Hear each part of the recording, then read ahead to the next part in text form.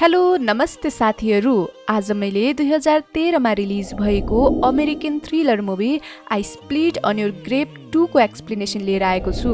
तपाईहरूले हाम्रो यो एक्सप्लेनेसन मजाले सुन्न सक्नुहुनेछ, तर यो मुभी चाहिँ साना बच्चा या मुटु कमजोर भएकाहरूले भने नहेर्दै राम्रो हुन्छ, किनकि यसको सिनहरू अति नै डिस्टर्बिङ जो हामीले हेर्नै नसक्ने छ। तर यो मुभीको कहानी भने निकै नै राम्रो छ, त्यसैले हाम्रो यो भिडियोलाई अन्तिमसम्म हेरेर साथ दिनुहोला। यो मुभीको सुरुवातमै हामीलाई केटी नाम गरेकी एकजना अति नै राम्री महिलालाई देखाउँछ, जसको सपना भनेको एउटा सक्सेसफुल मोडल बन्नु थियो। ऊ हाल त क्याफेमा काम गर्दै आफ्नो गुजारा चलाइरहेकी हुन्छे भने साथमा मोडलिङ करियरको लागि स्ट्रगल पनि गर्दै हुन्छे। यही बारेमा ऊ आफ्नो एकजना साथीसँग क्याफेमा बसेर कुरा गर्दै पनि हुन्छे। उसको साथीले पनि केटीलाई सजेस्ट गर्दै तिम्रो यी फोटोहरूले त कसैले पनि तिमीलाई मोडलिङमा काम नै दिँदैनन्, बरु अलि राम्रो फोटोग्राफरबाट फोटो खिचाउन भनेर सुनाउँछे। तर बिचरी केटीसँग त्यति धेरै पैसा कहाँ थियो र अलि राम्रो फोटोग्राफरकोमा जाम भने फी नै बढी दिनु पर्थ्यो, त्यसैले उसले स्ट्रगल गरिरहेकी हुन्छे। अनि यस्तै एक दिन उसले आफूले जब गर्ने क्याफेमै फ्री मोडलिङ पोर्टफोलियो फोटोसुट भनेर नम्बर सहित विज्ञापन दिएको हुन्छ र उसले त्यही नम्बर लिएर घर फर्किन्छे, जहाँ उसले घर पुगेर फोन गरौँ कि नगरौँ गर्दा गर्दै एकछिनपछि फोन गर्छे नै। त्यसपछि उताबाट इभान नाम गरेको व्यक्तिले केटीलाई उसको एउटा फोटो पठाउन भन्छ। पहिला त केटीलाई अक्वर्ड लाग्छ, तर इभानले कामको लागि नै हो भन्दै बुझाउँदा केटी फाइनल्ली उसको कुराले कन्भिन्स भएकोले उसले आफ्नो फोटो खिचेर पठाइदिन्छे। अनि त्यसपछि उसलाई तुरुन्तै भोलि बिहान 10 बजेतिर फोटोसुटको लागि आउनु भनेर लोकेसन सहित म्यासेज आउँछ। केटी अर्को दिन त्यही ठाउँमा पुग्छे जहाँ इभानले एउटा मोडलको फोटोसुट गरिरहेको हुन्छ भने त्यहाँ अरू 2 जना केटाहरू पनि हुन्छन्, जसको नाम जर्जी र निक हुन्छ। इभान, जर्जी र निक 3 भाइ हुन्छन्, जसले मिलेर फोटोसुट गर्ने काम पनि गर्छन्। यता केटीले अब घरबाट ल्याएको एउटा अर्को ड्रेस चेन्ज गरेर फोटोसुटको लागि रेडी हुन्छे। फोटोसुट त कम्प्लिट हुन्छ, तर इभानलाई भने चित्तै बुझेको हुँदैन। त्यसैले उसले केटीलाई, सुन, यो क्षेत्रमा आउने हो भने केटी अझै छोटो कपडा लगाएर अलि स्किन देखाउनु पर्छ, यसरी त हुँदैन नि, तिमीलाई त थाहा नै होला नि त यो प्रोफेसनको बारेमा भन्दै पनि सुनाउँछ। र त्यति कुरा सुन्दा बित्तिकै केटीले बुझिहाल्छ कि फ्री फोटोसुट भनेर यिनीहरूले हामी जस्ता मोडलहरूको अर्धनङ्ग फोटो खिच्दै अनलाइनमा बेच्ने काम पो गर्दो रहेछन् भनेर। त्यसैले उसले सिधै आइएम सरी, म त्यस्तो गर्न सक्दिन, बरु मलाई चाहिँदैन कुनै पनि फ्री फोटो भनेर रिसाउँदै घर फर्किन्छे। तर जब अर्को दिन केटी मर्निङ वकबाट घर आउँछे, त्यही समय उसको घरको ढोकामा कसैले नक गर्छ र केटीले खोलेर हेर्दा त्यहाँ अरू कोही नभएर हिजो फोटोसुट गर्ने ठाउँको एकजना केटा जर्जी हुँदो रहेछ, जसले केटीलाई हिजो खिचेको फोटोहरू ल्याइदिएर आएको हुन्छ। तर केटीले भने मैले हिजो भनिसकेको होइन, मलाई चाहिँदैन यी फोटोहरू भन्दै सुनाउँदा जर्जीले, म त्यस्तो नराम्रो मान्छे होइन केटी, साँच्चै नै राम्रो आएको छ फोटोहरू भन्छ। अनि सँगै उसले मैले तिम्रो प्राइभेसीको लागि हाम्रो ल्यापटपबाट ती सब फोटोहरू पनि डिलिट गरिदिइसकेको छु, चिन्ता गर्नु पर्दैन भन्दै पनि सुनाउँछ। तर केटी भने जर्जीसँग त्यति बोल्नै खोज्दिन, त्यसैले उसले थ्याङ्क यू भन्दै पेनड्राइभ लिएर ढोका बन्द गर्छे। तर वास्तवमा उसले केटीको कुनै पनि फोटोहरू डिलिट गरेकै हुँदैन, उसले त बरु आफ्नो ल्यापटपमा केटीकै फोटोहरूलाई घुरेर हेरिरहेकै मात्र हुन्छ। खै उसको मनमा के चाहिँ थियो त्यस्तो। अनि त्यही राति जब केटी फोहोर फाल्न जान्छे, त्यही मौकामा जर्जी उसको रुमभित्र पस्छ, तर केटीलाई भने त्यो कुराको केही शङ्कै हुँदैन। ऊ त आफ्नो काम सिद्धाएर सुत्न जान्छे र जब ऊ मस्त निन्द्रामा हुन्छे, उसले कता कता फोटो खिचेको आवाज सुन्छे र त्यही आवाजले नै ऊ बिउजिँदा उसको अगाडि जर्जी हुन्छ, जसले ऊ सुतिरहेको फोटोहरू खिचिरहेको पो हुँदो रहेछ। जर्जीलाई देख्ने बित्तिकै केटी झस्किँदै, तिमी कसरी यहाँ, छिटो गइहाल यहाँबाट, नत्र म चिच्याउँछु भन्दै मौका मिलाएर उसले जर्जीमाथि हमला गर्छे र त्यहाँबाट भाग्ने कोसिस गर्छे। केटी घरबाट बाहिर निस्केर चिच्याउन मात्र के लागेकी हुन्छ, त्यही बेला जर्जी पछाडिबाट आएर उसलाई मुखमा थुनेर जबरजस्ती भित्र ल्याएर धोका लगाइदिन्छ। भित्र आएर पनि केटी अझै चिच्याउन थालेको देखेर उसलाई केही सिप नलागेकोले उसले नमजाले केटीलाई हान्दै मुखमा टिक्को चार्दिन्छ र उसको हात खुट्टा पनि बाँधिदिन्छ। केटीको रुमबाट त्यसरी मध्यरातमा डडाङ डुडुङको आवाज सुनेर उसको छिमेकी जेसन उठेर केटी के भयो, ढोका खोल, म आउँछु भित्र भन्दै ढोका ढकढकाउँछ र ढोका खुल्लै भएकोले ऊ भित्र आउँछ पनि। नि। अनि उसले केटीलाई त्यस्तो हालतमा देखेर शक मात्र के भएको हुन्छ, त्यही बेला लुकिरहेको जर्जी आएर उसलाई चक्कु उनी त्यही भुइँमा पछाडिदिन्छ। जेसन अझै मरेको भने हुँदैन, तर उसको अन्तिम सास चलिरहेको थियो। अनि यता जर्जीले उसकै अगाडि केटीलाई त्यही अवस्थामै नमजाले बलात्कार गर्छ। केटी भने चिच्याउने कोसिस गरिरहेकी हुन्छ, तर उसको भने के नै सिप लाग्न सक्थ्यो र। अब त्यति बेलासम्म भने यता जेसनको त मृत्यु पनि भइसकेको हुन्छ। जर्जीले आफ्नो त्यो घिनलाग्दो भोक मेटाइसकेपछि ऊ होसमा आए जस्तो हुन्छ र डराउँदै उसले आफ्नो दाइ इभान र निकलाई तुरुन्तै फोन गरेर मैले फेरि त्यस्तै गरेँ, छिटो आउनु न भन्दै त्यहाँ बोलाउँछ। यसको मतलब जर्जीले केटीलाई मात्र होइन रहेछ, पहिला पनि उसले धेरै महिलाहरूमाथि बलात्कार पो गरेको हुँदो रहेछ। जब केही समयपछि निक र इभान त्यहाँ आइपुग्छन्, त्यहाँको हालत देखेर इभानले एकैछिन त टेन्सनले टाउको नै समात्न थाल्छ। तर पछि भने भाइको त्यो करतुतको लागि गाली गर्नु सट्टा उल्टै त्यहाँ भएको सबै सबुतहरू मेटाउन थाल्छ र केटीलाई पनि जबरजस्ती एउटा नसालु पदार्थ खुवाएर त्यही बेहोस बनाइदिन्छ। अनि त्यसपछि उसको मुखमा टेप टाँसेर गाडीमा राखेर खै कता हो लैजान्छन् थाहै हुँदैन। र जब केटीको होस आएर बिस्तारै आँखा खोल्छे, उसले थाहा पाउँछ कि उसलाई बेहोसी हालतमै निकले बलात्कार गरिरहेको हुन्छ भनेर। त्यसैले उसले नाइ नाइ स्टप प्लिज स्टप भन्दै रोकिरहेकी हुन्छ। त्यही नि उसले केही गर्नै सक्दिन, किनकि उसलाई एउटा बेसमेन्ट जस्तो ठाउँमा नाङ्गै बनाएर अनि हातमा हटकडी लगाएर राखेका हुन्छन्। त्यही बेला जर्जी आइपुग्छ र निकलाई रोक्छ। अनि केटीले भने पानी पानी भन्दै मागिरहेकी हुन्छ, तर निकले भने त्यस्तो अवस्थामा पनि ल तँलाई पानी चाहिने होइन भन्दै ऊ माथि पिसाब गरिदिन्छ। निक र जर्जी त्यसपछि त्यहाँबाट बाहिर निस्किन्छन्। यता केटी भने आतिरहेकी हुन्छ र चिच्याउँदै हेल्प हेल्प भन्दै मद्दत माग्छे र उसले आफ्नो बल हुने बेलासम्म त हातको हटकडी फुकाउने कोसिस पनि गर्छे, तर उसको केही सिप नै लाग्दैन। त्यसैले एकछिन पछि ऊ त्यही निदाउन पुग्छे। तर ती पापीहरूले भने केटीलाई त्यसै छोड्नेवाला भने कहाँ थिए र। उनीहरूले नाङ्गै सुतिरहेकी केटीमाथि चिसो पानी खनाइदिन्छन् र फेरि जबरजस्ती उसलाई एउटा नसालु औषधि खुवाइदिन्छन्, जसले गर्दा ऊ फेरि बेहोस हुन्छ। अनि केही समयपछि जर्जीले केटीको लागि कसैलाई नभनी एउटा ड्रेस ल्याइदिन्छ र म तिमीलाई राम्री बनाइदिन्छु केटी भन्दै उसको हातको हटकडी फुकाएर कपडा लगाइदिन्छ पनि। अनि त्यही मौका मिलाएर केटीले पनि उसलाई पछाडिबाट हमला गरेर त्यहाँको झ्यालबाट यसरी भाग्छ कि उसले वरिपरि केही नै देख्दिन र अलि पर गएपछि मान्छेहरूबाट मद्दत माग्छे र गाडीहरूलाई रोक्ने कोसिस पनि गर्छे, तर उसको भाषा भने कसैले पनि बुझ्दैनन् र उनीहरू पनि फरक भाषामा बोलिरहेका हुन्छन्।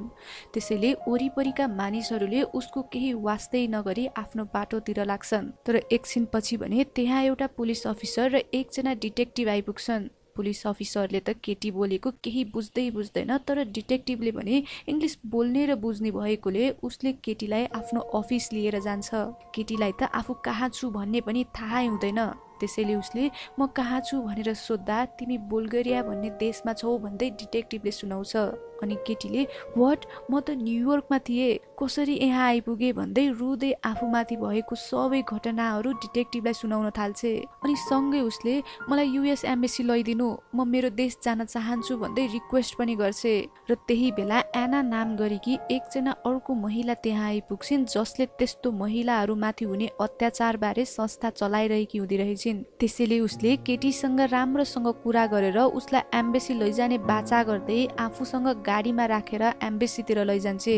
एनाले अलि टाढा गएपछि यही नजिकै मेरो घर छ, पहिला तिमी अलि फ्रेस भएर अर्को कपडा लगाऊ अनि त्यहीबाट एम्बेसी जाम्ला नि हामी है भन्दै आफ्नो घर लैजान्छे।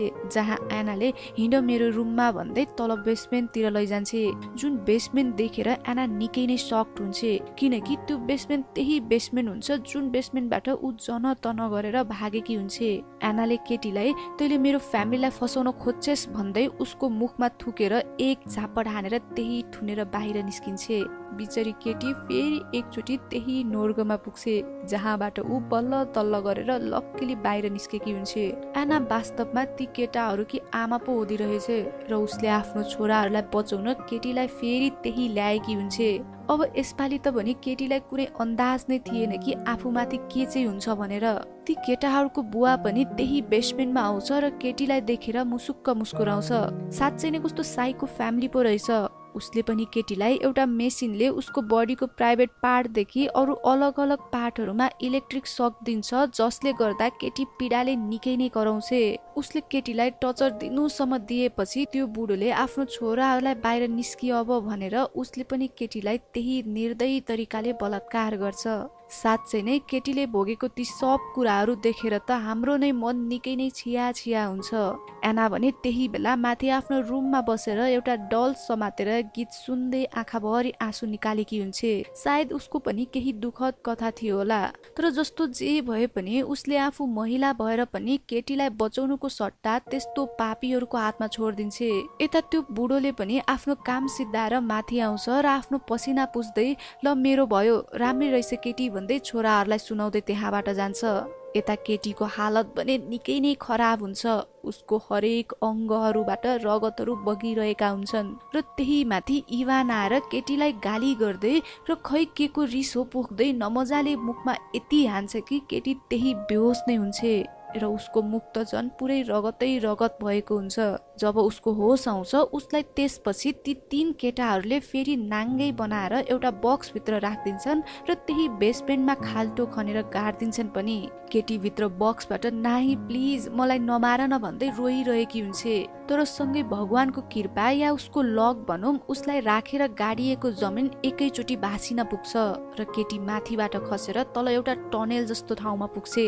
वास्तवमा उनीहरूको घर तल एउटा पुरानो अन्डरग्राउन्ड टनेल हुँदो रहेछ र सँगै उनीहरूले केटीलाई गाड्नको लागि यति गहिरो खाल्टो खनेका हुन्छन् कि केही समयपछि नै त्यो भासिएर बक्स तल टनेलमा बजारिएर फुट्छ। तर केटी भने त्यही बेहोस हुन्छे। यता बाहिर यो सब झमेला सिद्धियो भन्ने लागेर 3 भाइले पार्टी गर्ने विचार गर्छन्। उता टनेलभित्र केटीको हालत भने निकै नै खराब हुन्छ। ऊ हिँड्नै सकेकी हुन्न र पीडाले निकै नै रोइरहेकी हुन्छे र बल्ल तल्ल गरेर घिर्सिँदै हिँड्छे र उसले केही समयपछि त्यहाँ भएको फोहोर पानीले मुख धोएर अनि सँगै अलिकति त्यही फोहोर पानी खाएर त्यही भुइँमा पल्टिन्छे। केटी कति समयसम्म त त्यही टनेलमै भौतारी रहेकी हुन्छे र त्यहाँ फालिएका फोहोर कपडा लगाएर अनि सँगै त्यही भेटाएको लाइटरले आगो बालेर त्यसरी नै कयौं दिनसम्म त्यही बिताउँछे। तर केही दिनपछि भने उसले एउटा गेट देख्छे, जुन गेटलाई उसले खोल्ने कोसिस गर्दा त्यो खोलिन्छ पनि र त्यो ठाउँ अरू केही नभएर एउटा चर्चको किचन पो हुन्छ, जहाँ उसले अब कसैले थाहा नै नपाउने गरेर धेरै दिनसम्म खाना चोर्दै त्यही टनेलमा फर्किन्छे।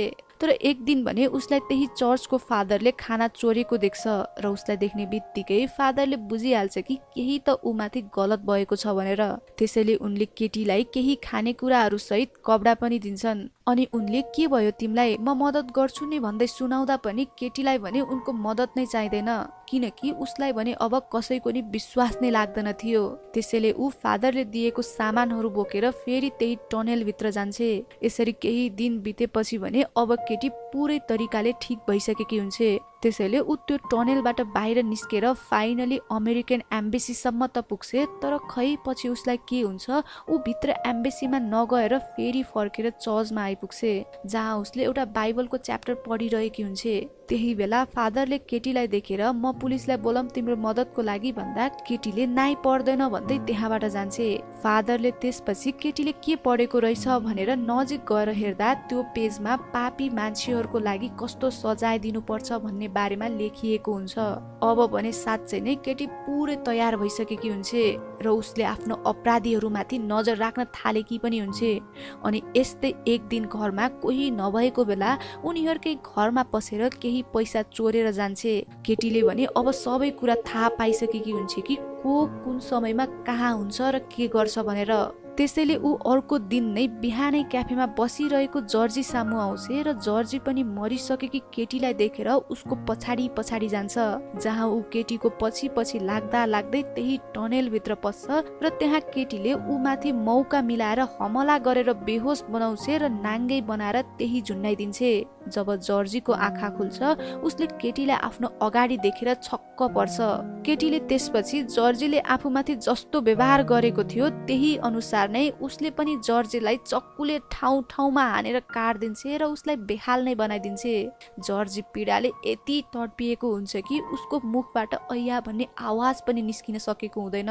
अब भने केटीले जर्जीलाई त्यही हालतमा छोडेर ऊ निक भएको ठाउँतिर जान्छे, जो एउटा बारमा केही महिलाहरूसँग रमाइलो गरिरहेको हुन्छ र केटीले त्यही मौकामा उसको ड्रिङ्कमा नसालु पदार्थ मिसाइदिन्छे।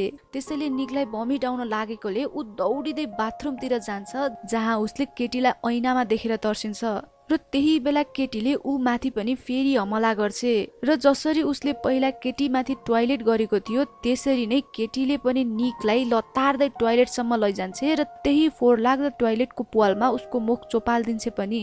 अनि यसरी नै उसको त्यही निसासिएर नै मृत्यु हुन्छ। यता जर्जी भने अझै मरेकै हुँदैन र उसको त झन हालत निकै नै खराब भएको हुन्छ। घाउहरू पाक्न थालिसकेका हुन्छन् र ऊ निकै नै पीडामा हुन्छ। सायद उसले त नर्क मर्नु अगाडि नै देखिसक्यो। अब भने केही दिनपछि ती केटाहरूको बुवा जो चर्चमा हुन्छ उसको अगाडि पनि केटी आइपुग्छे र मरिसकेको केटीलाई देखेर त्यो बुढो पनि केटीको पछि पछि लागेर दौडाउँदै जान्छ, जहाँ केटीले उसलाई पनि हमला गरेर बेहोस नै बनाइदिन्छे र त्यसपछि एउटा फलामको बेडमा अर्धनग्न बनाएर बाँधेर राखिदिन्छे। जब त्यो बुढोको होस आउँछ ऊ पनि केटीलाई देखेर सक नै हुन्छ। केटीले अब उसलाई पनि जसरी उसले आफूमाथि प्राइभेट पार्ट र अरू अलग अलग अङ्गहरूमा इलेक्ट्रिक सक लगाइदिएको थियो त्यसरी नै उसले पनि त्यो बुढोलाई सक लगाइदिन्छे र त्यति मात्र नभएर उसले त्यो बुढोको मुखभित्र एउटा तार कोचार दिएर झन्झन हाई भोल्टमा सक दिएर नै मारिदिन्छे। बिचराको त हालत यतिसम्म खराब हुन्छ कि हामीले त त्यो सिन हेर्न पनि सक्दैनौ। अब भने इभान र एना बाँकी थिए। त्यसैले जब एना घर आउँछे उसले त्यही बेसमेन्टमा एउटा गीत बजिरहेको सुन्छे, जुन गीत उसले केटीलाई ती राक्षसहरूले टर्चर दिँदा सुनेकी हुन्छे। अनि एना त्यही बेसमेन्टमा गएर हेर्दा त्यहाँ उसले त्यही खाल्टो देख्छे जुन खाल्टो तल टनेलसम्म पुग्थ्यो र यता त्यही मौकामा पछाडिबाट केटीले एनालाई पनि धक्का दिन्छे, जसले गर्दा एना सिधै तल टनेलमा पुग्छे र त्यही बेहोस नै भएर पल्टिन्छे। जब उसको होस आउँछ ऊ त्यही बक्स भित्र हुन्छे जहाँ पहिला केटीलाई पनि बन्द गरिएर राखिएको थियो। अब एनालाई मार्नु अगाडि केटीले उसको छोरा जर्जीको हालत देखाइदिन्छे, जुन देखेर एना निकै नै रुन्छे र चिच्याउँछे पनि।